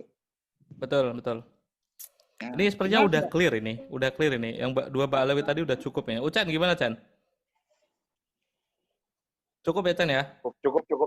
Cukup. Terus mungkin aku yang terakhir kali. Soal buku sezaman, kenapa saya menyukai dan memang sengaja melacak buku sezaman itu karena saya historian. Terakhir saya baca bukunya Azharkan. Dia itu bikin disertasi tentang Fakhrozi, Ar-Ruhul Falsafiyah kalau nggak salah di situ. Di situ ada beberapa kajian teori, landasan teori. Ternyata ilmu nasab itu dimasukkan ke dalam rumpun sejarah, rumpun tarikh. Makanya Bahrul Ansabnya, ya Muhsin udah pernah baca. Aku ingat pernah dibikinkan konten itu. Iya. Bahrul Ansabnya yang kelak tahun 1409 itu diganti nama Al-Mar'asi dengan Asy-Syajarah Al-Barokah, itu masuk kategori rumpun sejarah. Dan dari situ saya juga tahu ternyata di diskursus di Iran, di Al-Mar'asi itu ternyata mahasiswanya itu memiliki kajian historis yang punya 4 rumpun: tarikh umum, tarikh tobakot, tarikh sirah, sama tarikh manakib kalau nggak salah. Tarikh manakib. Kayak manakibnya saya Abdul Qadir Jailani, termasuk kitab tasawufnya Abdul Qadir Muqsiqoh. Kenapa bisa disebut kitab tasawuf dan kenapa menyebutkan silsilah? Ini sekaligus menjawab sebutan Fakihul Muqaddam, Sohib Mirbat, Ali Khalid Qosam. Jangankan 3 orang ini ya. Dulu sempat podcast atau apa aku ingat, kalau kita melacak buku sezaman dengan Bukhari, Sahih Bukhari itu, ternyata Sahih Bukhari itu baru diapresiasi banyak ulama muhaddisin itu abad ke-4 sama abad ke-5. Pada manuskrip dan juga sumber sezaman, untuk konteks yang hadis dulu ya, Sahih Bukhari itu ternyata aku bikin bercandaan ini konteksnya candaan. Masa sezaman itu ketika orang-orang menyebutkan muhaddisin, Al-Bukhari itu disebutkan paling belakang. Biasanya kalau kita melakukan kayak Zoom meeting seperti ini, ada kampus, biasanya yang paling disebutkan pertama rektor dulu, terus dosen, terus mahasiswa, itu kan penyebutan. Al-Bukhari selalu disebutkan yang paling belakang. Makanya pas waktu guyonan di pesantren, ini bukan penistaan agama, jika kita memakai sumber sezaman, Sahih Bukhari itu, Imam Bukhari itu, ya waktu tahun 200-300 abad ke-3 Hijriah itu ya mas-mas penghafal hadis biasa gitu. Barulah ulama kemudian itu memvalidasi ternyata orang ini cerdas juga, menyusun apa hadis dengan kompilasi yang sangat bagus. Makanya kita bisa mengerti perbedaan kitab Sunan sama Sahih itu sangat berbeda. Sahih Bukhari pasti diawali dengan yang Sahih pasti diawali dengan Bad'il Wahyi, permulaan wahyu. Kalau Sunan pasti bicara soal hukum itu. Terus Faqihul Muqaddam, Sahih Mirba dan juga Ali Khaliq Qasab. Al-Burqatul Musikoh disebut Ali Asakran itu baru-baru aja, 200-an abad kemudian gitu. As-Sakhawi yang sezaman dengan Al-Burqatul Musikoh, berarti Ali Asakran, itu menyebutkan bapaknya Abi Bakar Ba'alawi, tidak menyebutkan Asakran sebagai lakopnya atau nasabnya ya. Nasab maksudnya julukannya. Dia disebutkan Abi Bakar Al-Hadromi Asyarif, Abi Bakar Al-Hadromi, terus menyebutkan Umar juga. Itu ada ulama itu ada itu. Makanya saya itu meyakini kalau sumber sezaman itu penting karena saya itu seorang historian. Untuk mengkonfirmasi kebenaran suatu peristiwa memang butuh sumber sezaman. Beda perkara kalau ilmu nasab ya. Kan cukup tasamu. Tasamu itu ada 2, syuhur wastifadoh. Terus yang kedua syahid, berarti kan saksi 2 orang udah cukup. Terus yang ketiga itu konfirmasi dari ulama nasab. Nah, sementara kenapa saya mencari manuskrip sezaman itu kan dan merasa yakin klan Ba'alawi itu sahih sebagai Syarif dan Husaini karena buktinya terlalu banyak. Tasamu'nya udah ada minimal di abad ke-7 atau ke-8. Oke. Terus ulama nasab sejak abad katakanlah Al-Burqatul Musyiqah dan Al-Janadi itu sebagai awal mula ya. Sampai abad ke-10 tidak ada interupsi sama sekali kalau mereka itu bukan keturunan Rasul. Dan Al-Ghuror, seorang muhaddisin itu menyebutkan beberapa manuskrip Sunan Tirmidzi, Sahih Bukhari yang diberikan kepada ini. Saya melacaknya dari sana. Apakah terkonfirmasi Syarif dan Husaini atau tidak? Karena itu kata kunci. Syarif sama Husaini itu jika Anda membaca sejarah dinasti Rasuli atau sejarah Yaman pada abad ke-6, 7, dan 8, nampak banget orang-orang Yaman itu mengerti siapa yang Hashimi, siapa yang Mutolibi, siapa yang Husaini, dan siapa itu Hasani dan Husaini, dan siapa yang Alawi. Bahkan yang jadi Alawiyin, yang keturunan Imam Ali bukan dari Sayyidah Fatimah itu, ada yang menjadi rektor sebuah kampus yang awalnya didirikan untuk mazhab Hanafi, itu di Al-Uqud Al-Lu'lu'iyah itu ada itu. Awalnya itu kampus didirikan dinasti Rasuli untuk mazhab Hanafi. Tapi akhirnya Sultan itu mendapatkan mimpi ketemu Rasul. Gitu. 2 pusaka itu harus didirikan di Yaman. Sampai pada Al-Khawazurji menyebutkan gurunya rektor itu punya guru dari kalangan Husaini. Kalau tidak ada dia, lamatat mazhabul Hanafiyah kalau nggak salah itu. Mazhab Hanafi itu pasti sirna di bumi Yaman itu. Nah, sumber sezaman kalau misal dan tidak semua orang itu memiliki keberuntungan ditulis oleh ahli di zaman yang sama, maka banyak contohnya yang bisa kita pakai untuk memahami kenapa Faqihul Muqaddam yang menurut Al-Burqatul Musyiqah itu sebagai mujtahid mutlak itu tidak dikonfirmasi dengan orang-orang sezaman. Satu contoh kecil, Mbah Maimun Zubair. Saya yakin orang itu nggak bakal ngerti siapa itu Mbah Maimun Zubair kecuali lewat murid-muridnya. Kalau tidak ada medsos, tidak ada Jokowi, tidak ada Megawati, saya yakin yang namanya Kiai Maimun Zubair, seorang ulama di Karangmangu Rembang, guru saya itu, tidak akan diketahui orang banyak kecuali lewat murid-muridnya. Gitu. Lewat Gus Baha, lewat Gus Anam yang menjadi menantunya, lewat Kiai Mustafa Akil Siraj di Cirebon itu. Kalau tanpa murid-muridnya, mungkin orang itu tidak akan mengerti siapa itu Syekhuna Maimun Zubair. Dan kalau tidak ada cerita dari dari Syekhuna Maimun dan santri-santrinya, kita tidak akan tahu kalau Maimun bin Zubair bin Dahlan. Dahlan itu awalnya namanya Salio. Diganti nama menjadi Dahlan setelah haji. Cerita itu muncul dari mana? Itu. Nah, terus yang terakhir muncul nama sebutan Faqihul Muqaddam, nama-nama yang besar itu munculnya belakangan itu bisa dipahami karena kredensinya kan apa ya? Seperti Mbah Maimun lagi lah. Saya ingat di waktu call-nya Mbak Bisri Mustafa, abahnya Mustafa Gusmus Rembang itu 2 orang santri dan putranya Mbah Mun itu diminta untuk mengisi acara. Nah, itu Gus Gofur memberikan mauidhah. Katanya gini, Mbah Mun itu kalau yang hebat itu bukan Mbah Munnya, tapi murid-muridnya. Murid-muridnya itu yang menyebarkan, mereka kan ngalim. Kalau muridnya ngalim, pasti gurunya lebih alim lagi. Dan namanya Mbah Mun itu besar gara-gara itu ketawaduan ya, itu ketawaduan. Nah, sebenarnya kan kita bisa mengerti kalau hal seperti ini muncul belakangan karena glorifikasi ya. Glorifikasi itu kayak pujian yang terlalu besar. Makanya dari Idamul Qut yang tadi disebutkan oleh Oying, Lora Khalil, dari kalangan Ba'alawi sendiri itu banyak yang progresif. Mereka itu menyimpulkan bahwa kekeramatan dari Alawin yang disebutkan oleh Al-Khotib dalam Al-Jahur Syafaf, Kiladatul Tahar dalam Mbah Makramah, itu kadang-kali itu bersifat mitologi, tidak mitos yang mungkin berangkat dari kasyaf ya, tidak bisa difalsifikasi, tidak bisa dikoreksi secara kasat mata. Masa keramat itu mau kita koreksi kan nggak bisa. Gimana cara mengukur kekeramatan? Ya kan nggak bisa. Nah, itulah kenapa saya meyakini masih bisa mencari peluang mempersempit kesunyian yang 550 tahun menjadi lebih pendek lagi. Yang paling pendek adalah pada tahun 606 dan 575 terkonfirmasi 2 orang Bajadid dan juga Ba'alawi yang Syarif dan juga Husaini.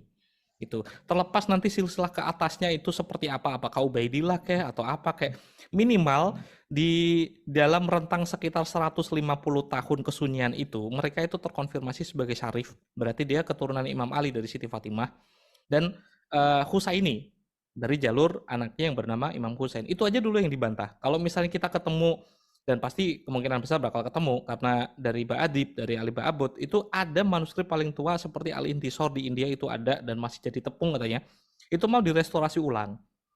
Karena apa yang dikatakan Al-Rodul Jali sama Samarkand waktu dia menyebutkan 9 ulama mengkonfirmasi Ahmad Al-Muhajir hijrah ke Yaman membawa anaknya yang bernama Abdullah Wakila Ubaidillah, itu pasti ada bukti historisnya, catatannya pasti ada, terselempet di mana. Nah, ini saya kasih bocoran apa yang akan saya cari ya. Yang akan saya cari itu gini, pada tahun 542, saya nggak bisa nge-share karena ini manuskrip masih konfidensial. Ini terakhir kali ya. Manuskrip pada tahun 542, ini ditulis oleh Abi Thalib bin Ali bin Muhammad Al-Istirobadi. Di sana ada tulisan seperti ini, saya bacakan, tadi ada yang koreksi langsung bahasa Indonesia. Aku dapati tulisan Abdul Qasim Mahmud bin Umar Az-Zamakhsyari begini, Sahih Bukhari aku khatamkan dari riwayat Abu Muhammad Abdul Malik bin Muhammad Al-Yamani Al-Tarimi. Indikasinya ini manuskrip yang disebutkan Abu Muhammad Abdul Malik ini adalah Pak D dari Ali bin Muhammad bin Ahmad bin Muhammad Bajadid. Terus yang kedua, Syekh Abil Abbas Fadil bin Abdullah. Ini terkonfirmasi di Al-Khotib Jauharus Syafaf, dialah orang yang menemani Ali Bajadid, cucu atau cicitnya Ubaidillah yang datang ke Basra untuk mengisbatkan silsilah mereka bahwa nahnu alawin. Itu. Orang ini pasti punya catatan dan aku udah nanya ke beberapa orang kolega di Oman, di Yaman, India, termasuk di Saudi Arabia, catatannya ada. Terus yang berikutnya, Syekh Muhammad bin Abu Bakar Abad, Abdurrahman bin Ali bin Hasan.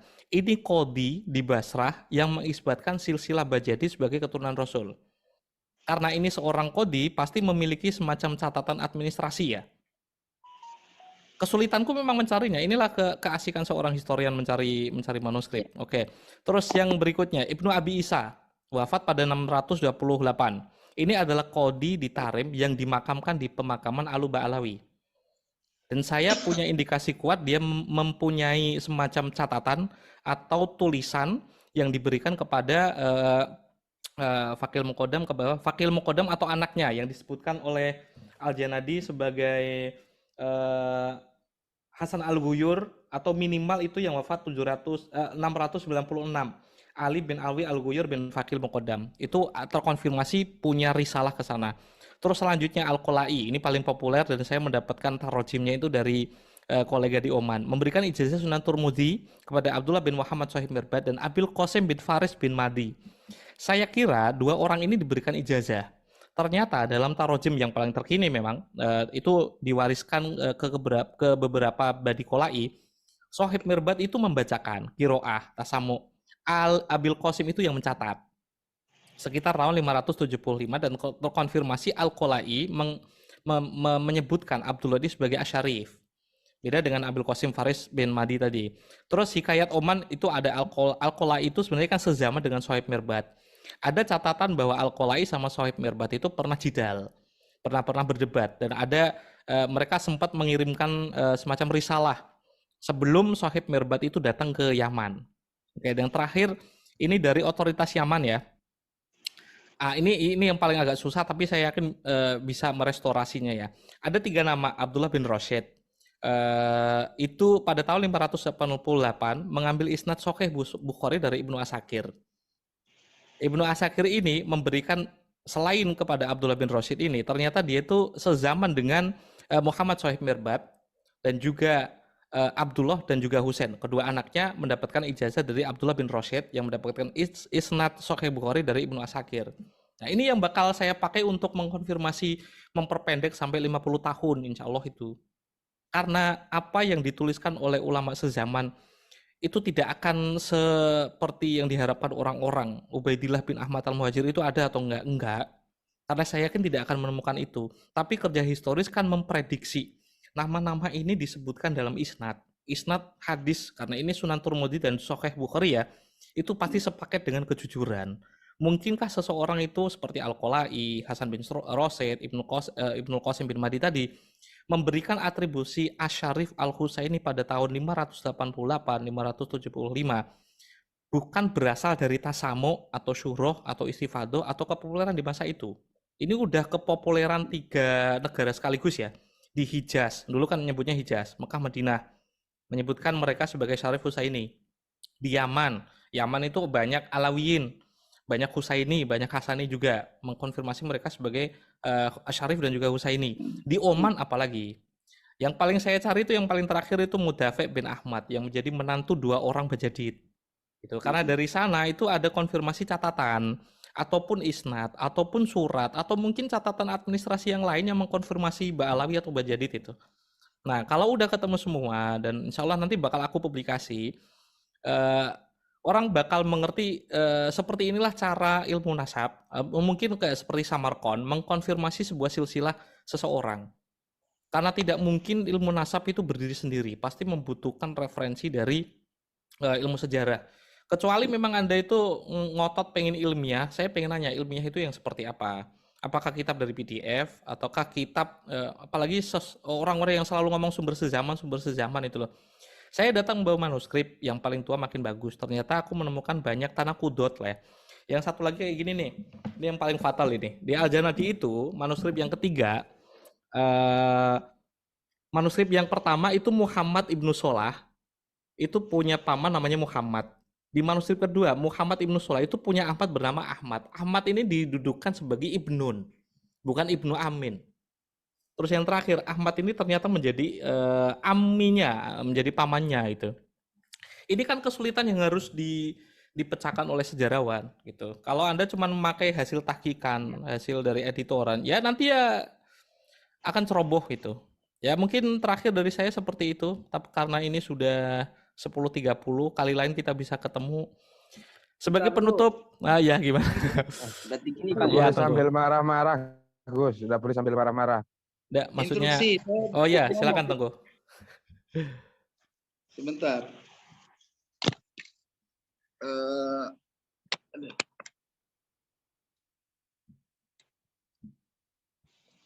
Monggo Tengku. Ya, sebentar.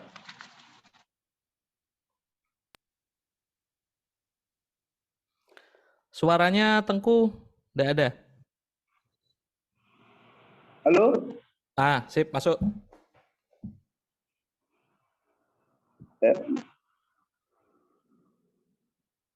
Pakai headset.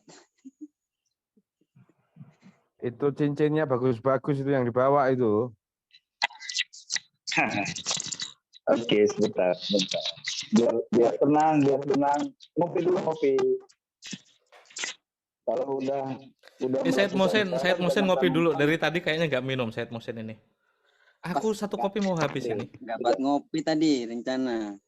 Jadi begini Bang ya. Jadi sebelum Tengku bicara dulu. Jadi saya pahami Bang Romel sepakat nggak kalau memang ahli nasab hanya ahli nasab di abad 10 yang baru mentahkik nasab Abdullah sebagai putra Ahmad bin Isa? Menurut ahli nasab ya. Kalau Al-Khatib disebut sebagai ulama nasabah lewat Jauharus Safaf, berarti abad ke-9, 800-an itu udah ada konfirmasi dari silsilah. Kalau Samarqandi sebagai patokan ilmu nasab, Isbat Ba'alawi untuk ilmu nasab itu Samarqand, mungkin iya. Tapi kalau Al-Khatib sebagai ulama nasabah juga, karena aku banyak nemu silsilah di sana, memang dikhususkan untuk Ba'alawi, berarti yang paling awal itu Al-Khatib itu dalam Jauharus Safaf mengkonfirmasi silsilah mereka. Gitu ya. Tapi Al-Khatib kan bukan ya? Ada nggak dalam kitab Tabaqatun Nasabin bahwasanya beliau adalah seorang ahli nasab? Tidak ada, karena Jauharus Safaf itu kitab yang awalnya dianggap mafkud. Tarojim lah anggap ya. Berarti itu Jauharus Safaf itu kitab tarojim ya. Lebih tepatnya ke Tobakot kok. Tobakot tapi memang membicarakan tentang Ba'alawi tok. Ya, berarti kan memang sementara ini memang yang disepakati oleh ahli nasab bahwasanya baru dapat 10 secara ilmu nasab ya. Baru kalau versi sejarah bisa dikatakan sudah muncul di abad ke-8. Yaitu 732 versi Al-Junadi. Karena Al-Junadi lah yang menampilkan secara sore nasabnya Ali Abul Hasan Bani Jadid sampai ke Abdullah bin Ahmad bin Isa. Cuman yang perlu kita cari lagi ini adalah mengenai Alawinya. Karena kan Alawi itu kalau menurut saya, Alawi itu sebagaimana yang saya pahami dalam kitab Al-Burqatul Musyiqqah itu baru muncul sebagai saudara Jadid itu di abad ke-9. Yaitu dalam kitab Al-Burqatul Musyiqqah. Makanya saya pernah bilang ke Bang Romel di video terakhir saya waktu di Kebun Raya itu, ada nggak kitab yang menjelaskan setidaknya yang sezaman dengan Al-Junadi atau sebelum Al-Junadi yang mengatakan memang Alawi sama Abbasri ini disebut bersaudara dengan Jadid. Ya, gitu. Oh ya, di Jauharus Safaf itu ada. Jauharus Safaf itu mafkud awalnya, dan aku udah menemukan 3 manuskripnya, Yed. Itu abad ke-8 Bang ya? 8, itu tahun 820. Dari Al-Burqatul Musyiqqah ya? Betul. Makanya saya itu kondisional. Di situ ada nggak keterangan bahwasannya Basri Alawi sama Basri itu bersaudara dengan Jadid? Ada. Berarti abad ke-8 ya, baru 9. Ya berarti sama lah, berarti sama ada Al-Burqatul Musyiqqah abad ke-9. Betul. Sezaman tapi lebih tua. Redaksinya seperti apa Bang redaksinya? Bahasanya seperti apa? Apakah fa'aulada salah sabanin atau walahu salah subain atau gimana? Atau redaksinya sama seperti Al-Burqatul Musyiqqah? Karena begini dalam Al-Burqatul Musyiqqah itu kan redaksinya Jadid punya saudara Alwi punya saudara bernama Jadid dan Jadid punya saudara bernama Alwi. Itu kan namanya mohon maaf bisa katakan pengakuan Syekh Ali bin Abi Bakar kan begitu. Kalau dalam yang saya baca, kalau dalam beberapa kitab nasab ketika menyebutkan nama anak maka sore. Jadi contoh seperti Muhammad Al-Faqih Muqaddam lahu minal walad khamsatun kan begitu, itu jelas. Jadi dia punya anak 5 kan.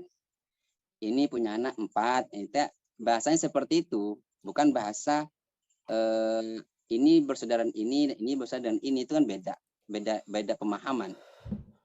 Oh ya, yang pasti saya yang paling tua abad ke-9. Yang paling abad tua ke-9 itu dari Al-Burqah. Ini bersaudara dengan Jadid. Iya, itu yang saya pahami sih. Makanya kalau memang Bang Romel mendapatkan kitab yang lebih tua dari itu atau sejaman dengan Al-Junadi yang jelas soreh mengatakan bahwasanya Alawi sama Basri ini bersaudara dengan Jadid, ya maka memang bisa. Artinya kan sementara ini kan di suara di luaran kan sendenan gampangnya gitu kan ya. Iya, sendenan kan gitu. Gampangnya sendenan kepada Bani Jadid kan begitu. Karena di Al-Junadi sendiri tidak sore, hanya sepotong-sepotong. Itu pun kita perlu komparasi dengan kitab yang lain sehingga timbul kayak tadi permasalahan itu. Kenapa? Ternyata di Al-Jaladi sendiri dari beberapa manuskripnya itu beda-beda, sehingga makanya sejarah itu nggak bisa jadi patokan dalam mengisbat di dalam menentukan munasab. Saya kira perlu banyak bukti delikitnya, karena hanya cukup satu kitab sejarah saja. Takutnya ya kayak tadi itu beda-beda manuskrip, beda salinan, beda redaksi. Tapi kalau Mang Ali bukan sejarah aja ya. Kalau saya buka manuskripnya kitab Nasab, Al-Ubaidili itu dicetak berkali-kali dan itu banyak tanakudot. Al-Umari juga dicetak berkali-kali dan juga banyak tanakudot.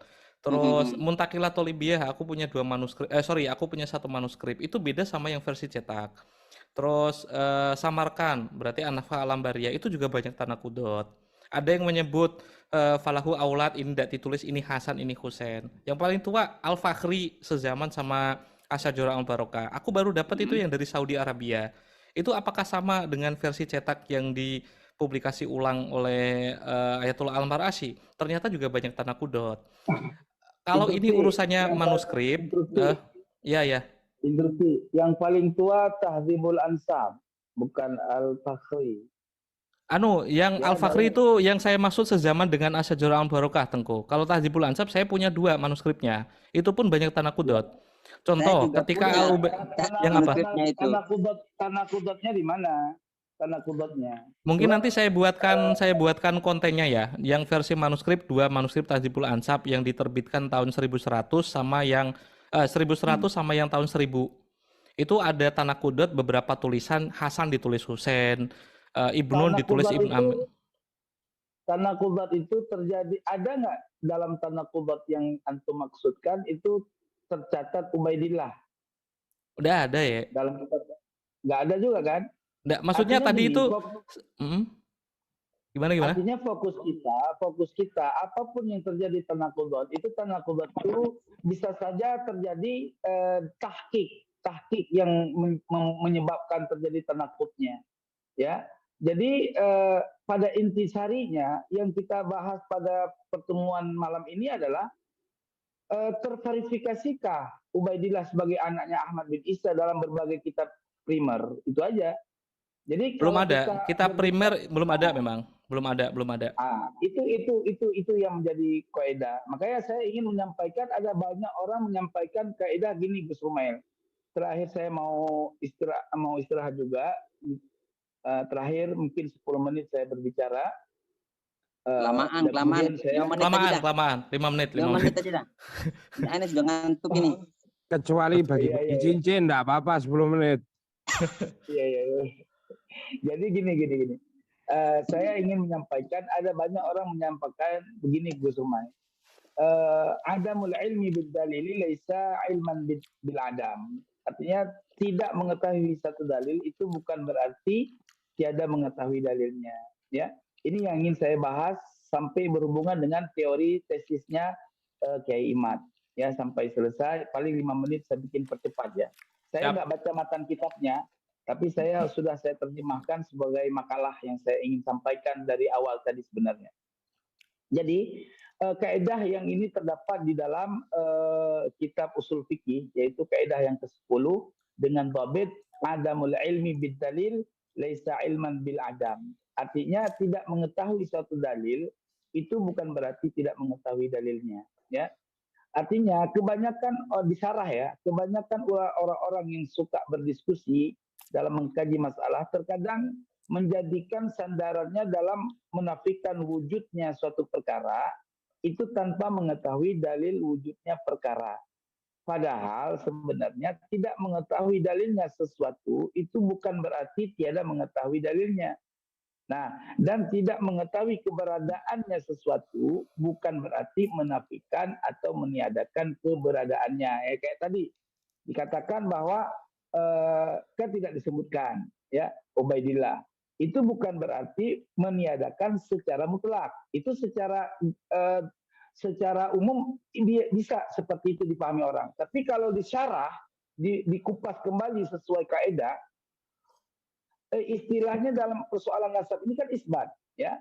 Sebagaimana nikam fakama annal isbat yuhtaju ila dalil, ya, sebagaimana bahwa sesungguhnya isbat itu atau menetapkan sesuatu itu mesti berhajat kepada dalil, maka begitu juga meniadakan sesuatu juga mesti berhajat kepada dalil.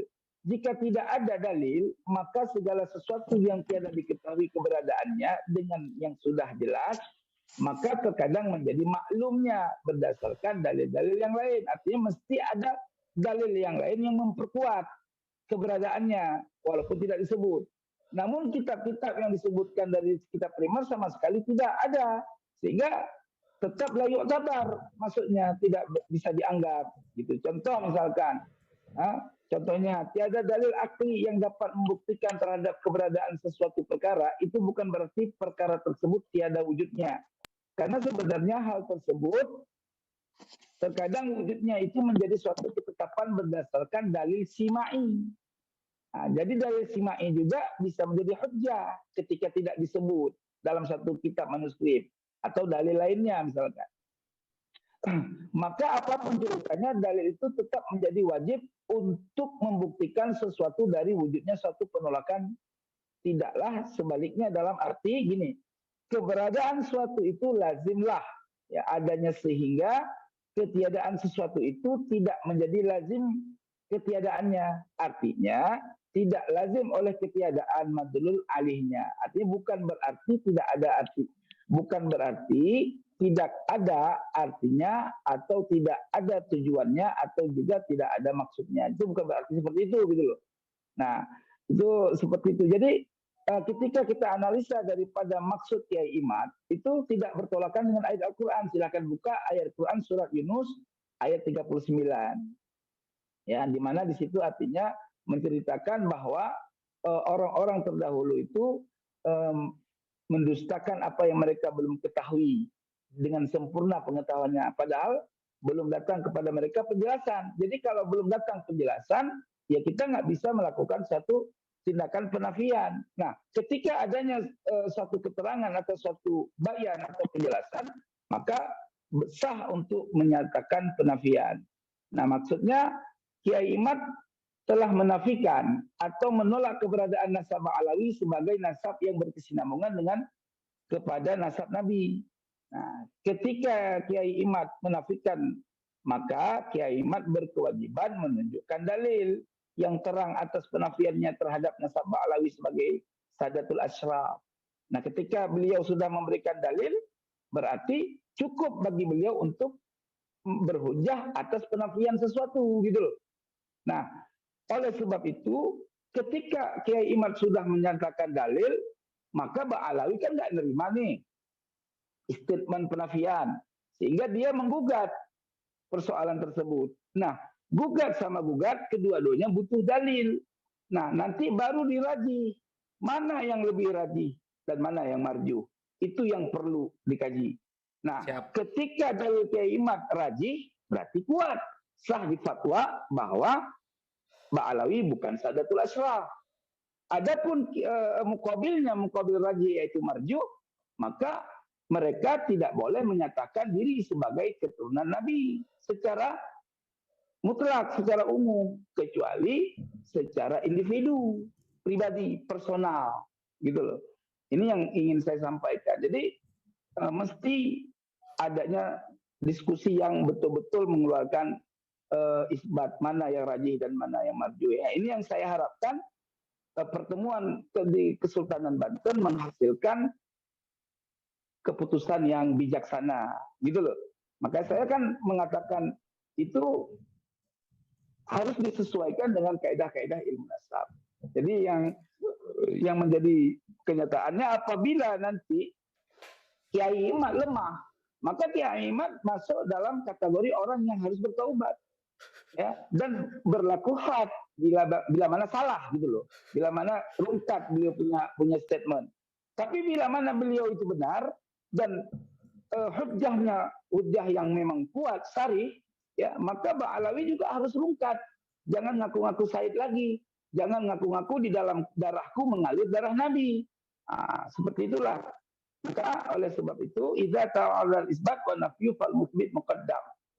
Ketika orang yang sudah mengeluarkan hujjah dan hujjah itu kuat sesuai dengan kaidah, ya selama ini kita akui bahwa dari sekian banyak kitab-kitab primer tidak menyebutkan Ubaidillah, jadi nggak bisa dong memperkuat Ubaidillah ini masih diakui gitu loh.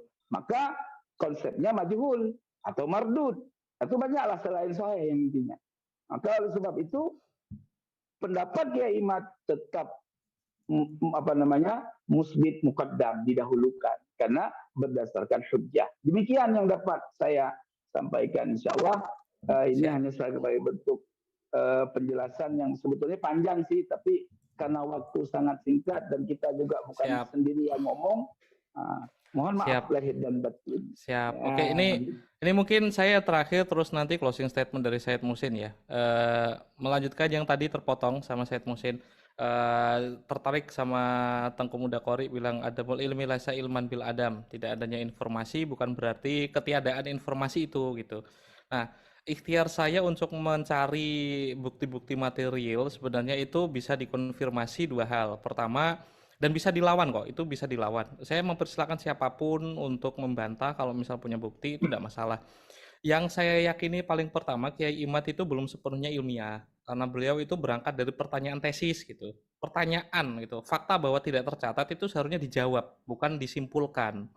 Itu yang paling pertama. Mirip seperti Bahar Smith yang mengutip Ali Din, kalau nggak salah, Ali Din Asgaf dari Naqabatul Ashraf, tidak ada bukti keturunan dari Wali Songo, itu sebenarnya jadi pertanyaan yang harus dijawab, bukannya langsung disimpulkan. Itu saya dari kacamata seorang historian sebenarnya itu harus dijawab, bukan untuk disimpulkan. Terus yang kedua, yang paling mendekati kebenaran adalah kombinasi semua ilmu. Kalau memang Azharkan benar dalam metodologinya bahwa nasab adalah bagian dari rumpun sejarah, maka kita bisa memakai kitab tarikh dari Sirah, dari Manaqib, dari Tobaqot untuk mengkonfirmasi silsilah seseorang. Untuk urusan tanah kudut tadi, apa terjemahan yang tidak bisa selain tanah kudut? Yang satu Tahdhibul Ansab walahu ibnun, misal. Yang satu lagi walahu amun. Ini tanah kudut gak? Satu bilang anak, satu lagi manuskripnya. Ini kitab yang sama ini, Tahdhibul Ansab ini. Ada Muntaqilah atau Libya. Tadi Yed Muhsin bilang punya manuskripnya Tahdhibul Ansab. Coba bandingkan sama yang paling tua dan yang paling baru. Saya jamin itu pasti ada banyak tanah kudut itu. Yang satu bilang paman, yang satu bilang anak. Ini tanah kudut gak? Ya jelas tanah kudut. Tidak mungkin seseorang itu maniul jam'i ya. Nggak mungkin dia itu jadi anak biologis dari dua rahim yang berbeda. Itu pasti harus satu. Dan pasti benar di antara keduanya apakah ini paman atau ini anak. Karena orang tidak mungkin menjadi paman dan anak sekaligus dari orang yang berbeda ya. Nah itu. Terus yang kedua, untuk urusan buku sezaman kalau yang dimaksud ini adalah buku kitab nasab, seharusnya Anda paling cari aja yang paling tua kitab nasab itu tahun berapa itu. Ini ada kuis, itu sekitar tahun 230. Ini lebih tua dari Surah Silsilah atau Libya, Surah Silsilah Al-Alawiyah karya Al-Bukhari. Saya nemu satu manuskrip kitab nasab paling tua, namanya Bahrul Ansab, bukan Bahrul Ansab, pakai H, Bahrul Ansab gitu. Itu sekitar 230. Saya nemu tidak utuh, cuman beberapa halaman saja gitu. Itu ditulis oleh ulama sekitar 230-an. Tidak ada satupun yang menyebutkan anak Ahmad Al-Muhajir di sana. Ya memang tidak sezaman ya. Isa Arumi pun yang konon Aradul Jali punya anak banyak, tapi ditulis di sana cuma 1 atau 2. Itu jelas sekali sezaman. 230. Yang atasnya lagi Isa Arumi mungkin. Tanah kudus seperti ini jika tidak dipakai sumber primer dari manuskrip misal, itu pasti yang terjadi ya seperti yang dilakukan Kiai Imad. Kalau ini bertentangan dengan ini, silsilah ini bertentangan dengan ini, karena butuh sentuhan dari seorang muhakik yang punya zaukun salim, yang punya hati yang tulus ya, yang belajar nasab lama untuk memperbaiki catatan silsilah yang sampai kepada kita yang ternyata banyak yang keliru gitu. Al-Janadi manuskripnya banyak tanah kudut, itu saya konfirmasi. Tapi kitab nasab, Tahdhibul Ansab, Al-Fakhri, Umdatul Thalib, Kubro sama Sugro, saya punya manuskripnya semuanya banyak yang tanah kudut. Gimana cara kita menjelaskan hal ini? Kalau Said Muhsin tadi menjelaskan ilmu sejarah itu tidak bisa mengkonfirmasi, saya berbeda. Dasar dari perbedaan manuskrip yang banyak tanah kudutnya, yang satu bilang Ibnu Amin, yang satu Amun, yang satu Ibnun. itu tidak dialami oleh Al-Janadi seorang. Manuskripnya As-Suluk fi Tabaqatil Ulama wal Muluk. Turfatul Ansab yang dipakai Kiai Imad yang katanya itu kitab sensus dinasti Rasul yang tidak sekalipun mencatat Ba'alawi. Itu pun manuskripnya saya nemu 3 malah.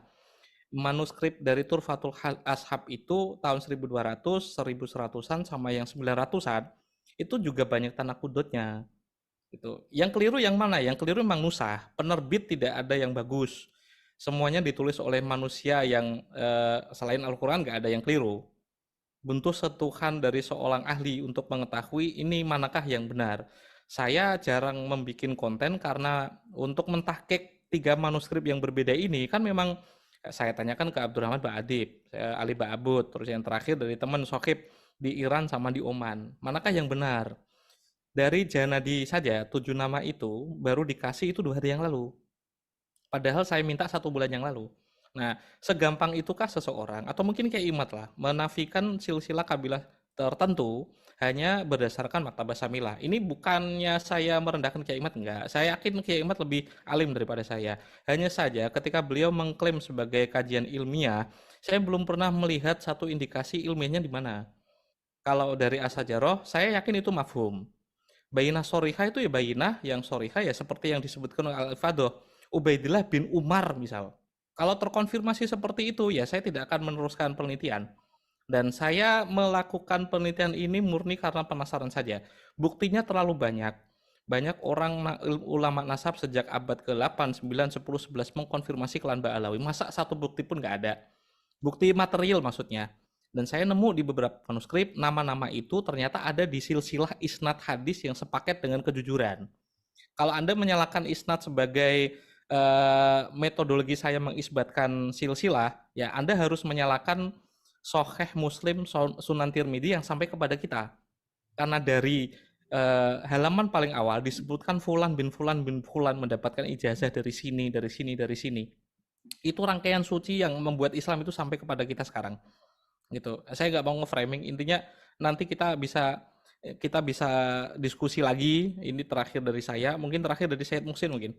Saya berikan ke Said Muhsin untuk closing statement dan kita langsung tutup saja ya kawan-kawan. Oke, monggo ya. Boleh. Setuju iku meh mangkat maulid. Yo, bengen iki wisan iki. Wis ngantuk, Bang. Oke, lanjut. Jadi kalau diskusi dari awal ini mengenai tentang apa pendapatnya tesnya Imat. Jadi mengenai tentang keluarga Abdullah ini, Abdullah bin Ahmad bin Isa ini, saya tidak berdiri sendiri, tapi tetap kepada pendapat para pentahqiq yang lain, artinya para ulama, bahwasanya memang keluarga Abdullah bin Ahmad bin Isa ini ditahqiq atau diisbat pada abad ke-10 oleh ahli nasab. Tapi kalau mau versi sejarah, maka di abad ke-8 yaitu Al-Janadi. Karena sebelum Al-Janadi masih belum kita menemukan ada sejarawan yang mencatat nasabnya keluarga Ba'alawi ini, keluarga Abdullah bin Ahmad bin Isa. Maka setidaknya memang kalau kita mau mengatakan yang paling tua bagi 8, ya Abdullah bin Ahmad bin Isa ini diisbat oleh sejarawan. Kembali kepada pendapatnya Ali Segap yang menolak Wali Songo. Oke, itu Bang Romel, makasih banyak atas ilmu-ilmu semuanya. Ilmunya Tengku Mudakori, makasih banyak juga. Saya yang berterima kasih ganggu Said Muhsin dan Tengku Mudakori dan 3 narasumber tadi yang nggak bisa masuk lagi. Mungkin kita tutup bareng-bareng dan Tengku Muda minta doanya ikhtitam lah. Baik, marilah sama-sama kita tutup dengan kalimat bersama-samalah kita membaca Bismillahirrahmanirrahim. Allahumma shalli wa sallim wa barik ala sayyidina Muhammad wa ala alihi wa sahbihi ajma'in. Subhanakallahumma wa bihamdika asyhadu an la ilaha illallah wa asyhadu anna Muhammadan abduhu wa rasuluh. Asyhadu an la ilaha, saya lupa lagi. Subhanakallahumma wa bihamdika asyhadu an la ilaha illa anta astaghfiruka wa atubu ilaika wa sallallahu ala sayyidina Muhammadin nabiyil ummi wa ala alihi wa sahbihi ajma'in walhamdulillahi rabbil alamin. Hadanallah wa iyyakum ajma'in. Al-'afwu minkum. Wassalamualaikum warahmatullahi wabarakatuh. Waalaikumsalam warahmatullahi Waalaikumsalam wabarakatuh. warahmatullahi Terima kasih wabarakatuh. Tengku Muda, terima kasih Said Musin dan Sama-sama. 10 kawan-kawan, ada 2-3 Mbak Alawi di sini, Mas Kazim, Mas Sodik, Rohmatul Ambia, Mbak Gayatri. Ditunggu resensinya Mbak. Ada Gold di IPAI, ini Luffy One Piece, ini Abu Fakih Mumtaz. Terima kasih kawan-kawan yang nonton di YouTube, Facebook, sama Twitter ya. Ini live streaming 3 platform. Dari saya tidak bisa berkata apa-apa. Sampai ketemu di kali lain. Ihdinas siratal mustaqim. Assalamualaikum warahmatullahi wabarakatuh. Waalaikumsalam. Waalaikumsalam. Saya pamit undur diri, Tengku. Said Musin, terima kasih. Kawan-kawan, terima kasih ya.